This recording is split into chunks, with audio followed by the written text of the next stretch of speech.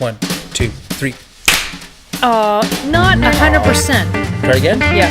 1, 2, 3. We got okay. More time. One more time, and that, even if it's off, I don't care. 1, 2, 3. Oh, that was the worst of them all. Let's go. No, but it's like, kind of making a messy bed. It has to be better. Hold on. Oh, you're kidding me. They're not going to watch the clap show. Okay, No. 4, 3, 2, 1. Good enough. They're going to think we're selling the clap on, clap off, the clapper. And yet nothing gets turned off. All right. Set the timer. Hi, everybody, and welcome to The Antidote. My name is Todd, and of course, here is our host, Marie Bodine. So what's the topic today? Welcome to this week's episode of The Antidote. Clearly, we can't clap at the same time. No. That's my fault. I'll take full responsibility for that. That's okay. Okay, we'll try next week. Yeah. Okay, so today we want to talk about... You had this really great podcast. Well, thank you. Today. Which one? Oh, today, yes. That was a good one. And it was about happiness. And Yes. I thought, wow, that's like really... such a big topic. It is, yes. So I'm thinking, I know a lot of people that try to buy happiness. Can't be done. Well, they try. Yes. Well, And try. I kind of want to kick this idea around with you today about, like what do people do to try and make themselves feel okay by buying? Like we live in a consumerist society. Everyone has to buy things to live and function in this society, especially living in an urban environment like we do, and living in downtown, and sometimes being, unfortunately, subject to the media. We get a little bit pressured sometimes to own and wear and eat and go to certain places that are cool or hip or important or whatever. And what does it mean to you to what do you think? What's your opinion on the concept of buying? I kind of know already because you sort of just said it, but have you ever been sucked in or seen people get sucked into the concept of trying to buy their way into being happy and content? Well, yeah, absolutely. Yeah, for sure. I mean, like I personally find that the whole plastic surgery industry is buying into some sort of happiness that I don't know if you can get it from some silicone, but people, that's what their goal is, to be happy with what they're purchasing. What an interesting see that I didn't even think about that aspect of it. That's totally relevant. Wow, I never thought about that because even being in the fitness industry and training the hundreds of women that I've already trained, I mean it's a little bit of a money pit, because I've had some people even say to me, some of the managers of the gyms that I used to work for, because they see a lot of people and they say, once you start, you can't stop. And I thought, wow, I wonder what that really means for people. Because I've trained a lot of people that even had to get fillers excised out of their body because they were just migrating and going into different places. So it seemed at the time to be something that seemed like a really great idea that would solve some challenges that they were having internally to externally address this. And we were just talking before we aired today about that show that used to be on called The Swan. Right, yes, when they switch people from, I guess, ugly ducklings into swans, right? So many aspects of their lives weren't working, and perhaps they felt that they couldn't fit in socially because they didn't look a certain way. And all of a sudden, when they had all kinds of different, like 7, 8, 9 procedures all at once, and they came out looking like a virtually a different person, and everyone was like, yeah, you look so great, and oh my God, and this is great, and I just want to be around you now, and yeah, I know you're my friend before, and oh yeah, you're my boyfriend, I want to sleep with you even more, and blah, blah. Right. And I just was thinking, like, nothing wrong with living in a society where we consider the superficial or consider the visual. Right. But at the end of the day, that doesn't really support the house. Well, I think at the same time, when you're talking about that, for the fact that it was a reality television, and anybody who has any sensibility will know that reality television has nothing to do with reality. If you look at the end credits, there's writers. Why would there be writers if there is a reality show? So everything is scripted. Okay. So it's like, okay, everybody, now she's going to come through, and everybody clap and say how fantastic she is. Okay, and ready, and 4. We got the lights over there, and 3, okay, and go. and then they come in and like, oh my God, you're fantastic. Now, frankly, if someone gets a boob job, and I've met lots of people, like one day they have normal boobs and the next one they have ridiculous boobs, and I don't go, oh my God, that's fantastic. You must be so happy now. Yeah, nobody is like, oh, okay, great. Your sweater puppies and your new ones, I'm glad you're happy about that. But, so again, I find that what happens is there's a skewing of the way media, sells you something, and how they say that the outcome is. So here's an example. Back in the early 90s, they were selling this beer, and it's been around for a long time, since like the 40s. It was Black Label. And they pushed this campaign. It was like this big club life, and everybody's beautiful and they're drinking. I remember the song. Right. It was a great tune. It's very catchy. They were selling Black Label. Hey Mabel. Like everywhere. Black Label. Like it was, they had refrigerators just dedicated, because everybody was duped into drinking this trendy, horrible beer. It was dog pee, this beer, okay? I never drank it. Oh, honestly? In the 90s, like late 80s, 90s. Yes, it was disgusting beer. Was it as bad as Schooner? It was worse than Schooner. I've had Schooner, yeah. It was Black Label. And everybody would be at the bar going, oh, yeah. And they took a drink, and they're like, like everybody. So, hey, you seen that girl? Yeah. Oh, well, hey, we should go down to the dance cave later on. Oh, really? Oh, okay. Let me just, I'm just going to leave this here, right? And so I didn't know that, because I'm not a guy, right? Like I don't do that with my guy friends. Like it's very funny. Sorry. Listen, we've all fallen into the trap. Mm-hmm. The trap of the media, or the trap. Like I'm going to give you one of the most indelible memories that I've had in a long, long time about media and trap and things that I thought was going to be great. Did you ever get straight A's when you were a kid? No. I did in university, incidentally. Okay, we'll use that as... Well, I don't know if that's going to work for this example, but my parents tried to encourage me to get straight A's as a kid. And every kid wants to do well in school. I mean, nobody wants to go to school with the intention of doing badly. I mean, you got to pass your grades and all that stuff, because eventually you got to get a job at some point. Right. So I'm in grade, I don't know, like 6 or something. Mm-hmm. And I see this commercial for this game, and it's called Buckaroo. Oh, yeah? And Buckaroo was a plastic donkey that had it's so stupid now that I explain it, but think about it, when you're like 8 years old, it's like, this is a big deal. Yeah, it's important.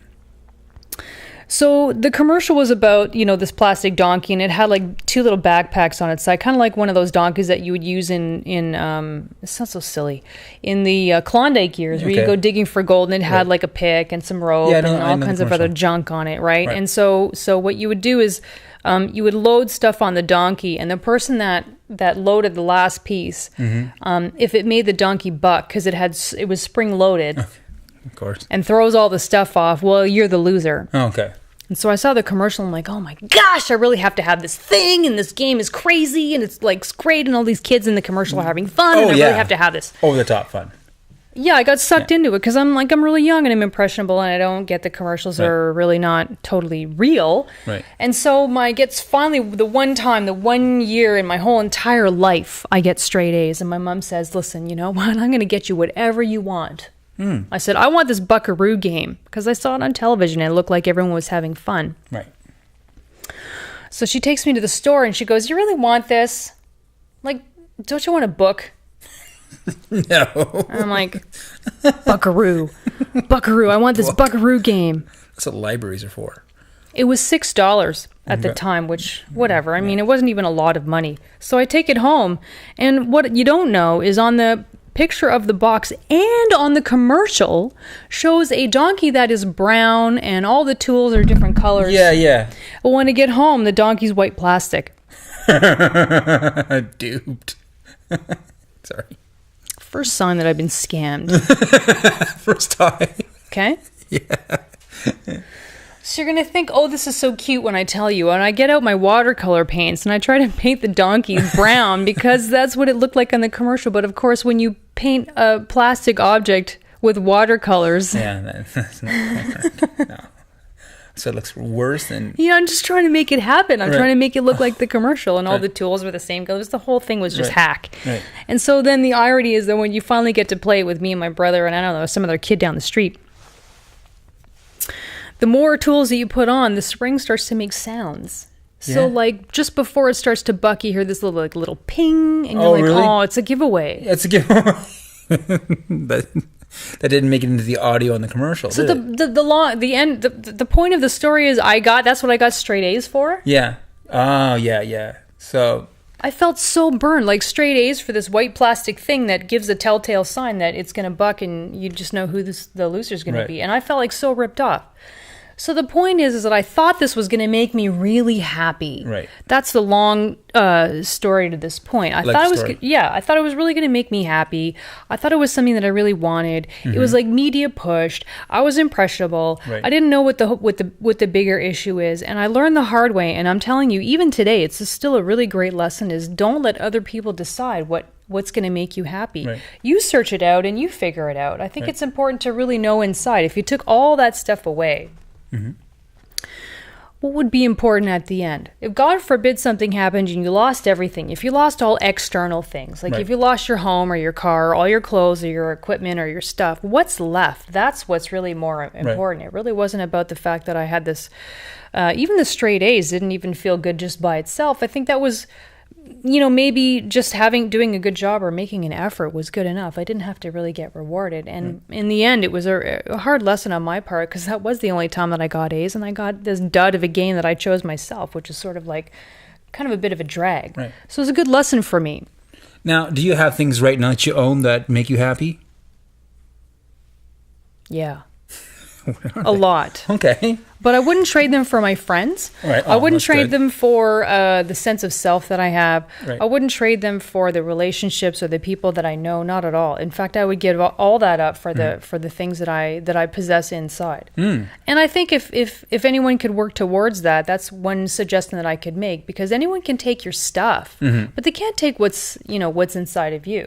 Well, you've given up a lot of your stuff over the last couple of years, to the point where you were living in a relatively empty studio at this point, and I've done the same. Incidentally, parallel with you, I've given up all kinds of stuff because it was actually just weighing me down. It wasn't making me happy. If anything, it was making me miserable, and it was slowing me down, like big time. Yeah, it was an exercise to see, how far I could go without external things, to see if I could focus on the things that mattered the most. And by and large, it worked. Now, certainly there are people that walk the earth that have much, much less on purpose. They get rid of a lot of things to see how they can really focus on what's important. I applaud those people. I think it's really important to reassess and constantly take a look at what's important to you, to see what really is important.